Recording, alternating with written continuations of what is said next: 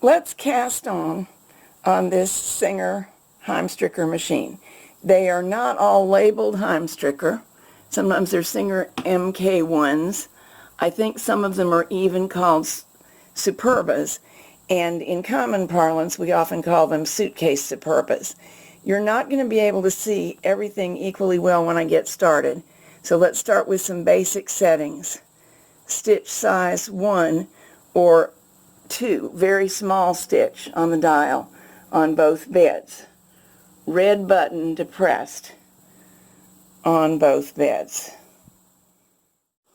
This is a true double bed machine, and on such machines I like the circular cast on for its reliability and neat edge. Here it is on ribbing, and here it is on stockinette.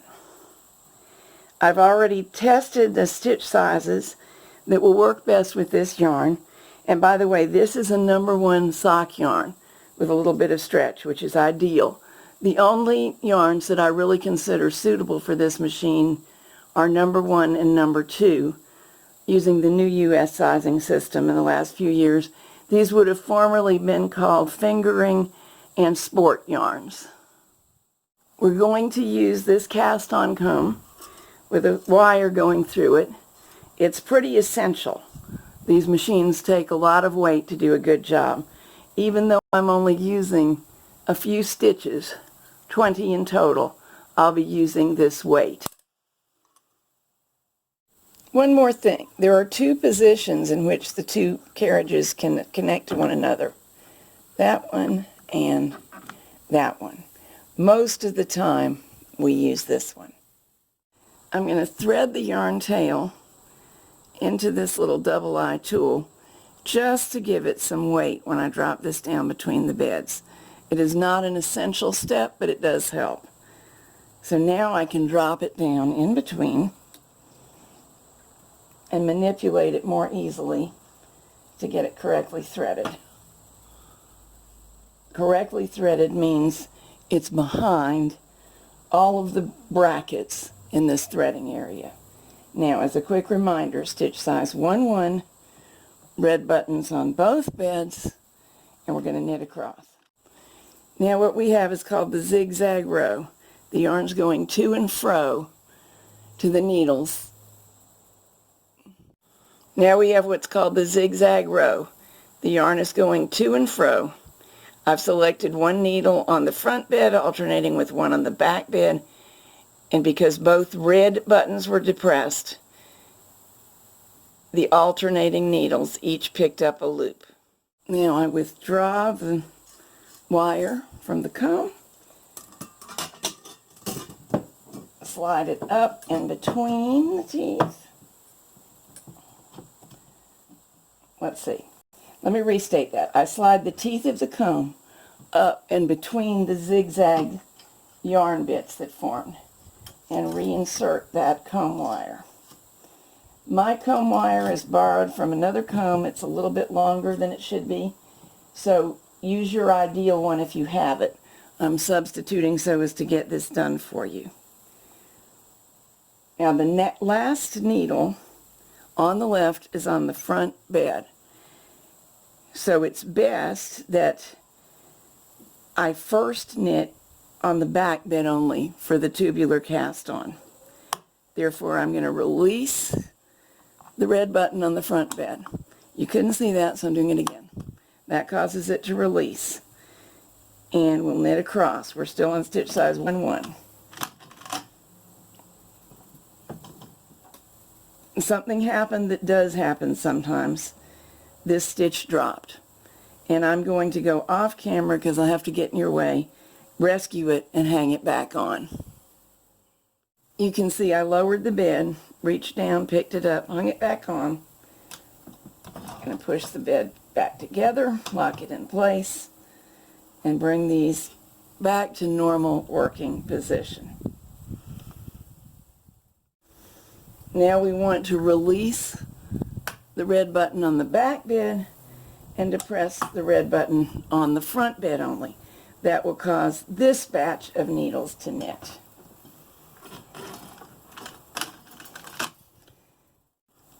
So our Zig Zag Row created the bottom of the tube, which will lock it closed.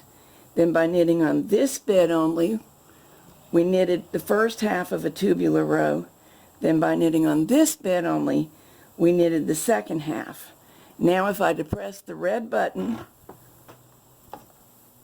on the back bed again, and we go up to a stitch size at which we'd normally knit ribbing, which I've determined is 4 in this yarn, and knit across, the cast on will be complete. Both beds will knit now. Now if I wanted to knit stockinette straight up from the cast on, here's what I would do now.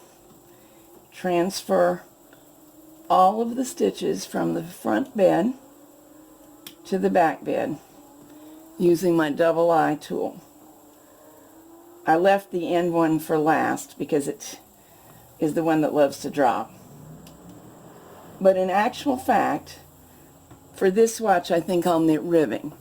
So back they come, because as long as they alternate, one on one bed, one on the next, that's what we'll get is ribbing.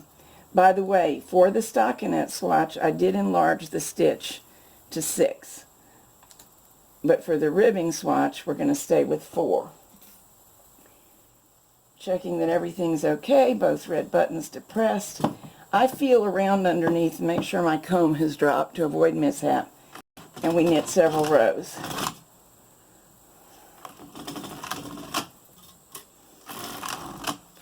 This is not a machine that it's a good idea to knit lickety-split.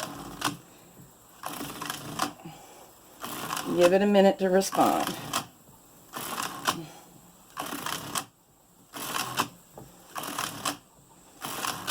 Now, if this was the bottom of a sweater for real, or the cuff of a sleeve, we would transfer all the stitches across. This isn't part of the cast on, but just to give you a practical idea.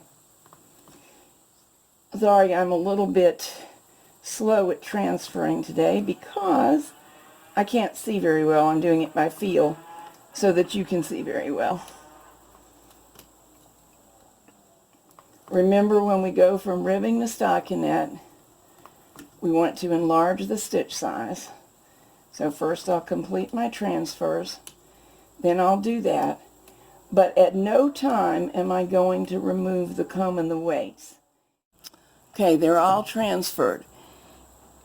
If you've been accustomed to working on a Japanese machine, you will have at this point dropped the ribber, changed to the main sinker plate, and knitted on the back bed alone.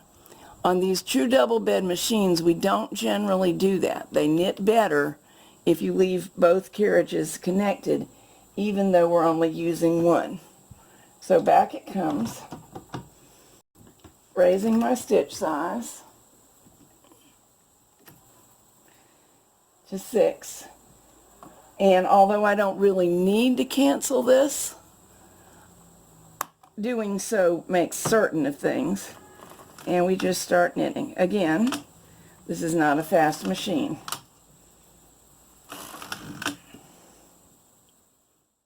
You may go faster than I am going, especially after you've gotten the machine really tuned up. Here's what I've discovered. This is an all-metal machine. The bed is all solid aluminum. The carriages are assorted metals, but while the cowling is plastic, the underside is all metal. And even once you've cleaned them up, which I know you've all done already, they tend to be a little bit sluggish. This is me unraveling sock yarn from the skein ahead of need. I did not rewind it into a proper ball because I'm a terrible human being. But they're a little sluggish at first because that old metal is so dry even after you've cleaned it. As you progress, you'll hear it get smoother and quieter, and that's your signal that you can start going faster. So let's get our swatch off and have a look at it. Here's what it'll look like when you remove it. It'll be quite stretched at the bottom. Remove the comb wire. And it'll improve immediately. Set the comb aside. But the bottom of the ribbing will not look right yet. Pull it lengthwise and it improves dramatically, but it still won't look quite right yet. There's one more trick to do. Take your trusty double-eye tool,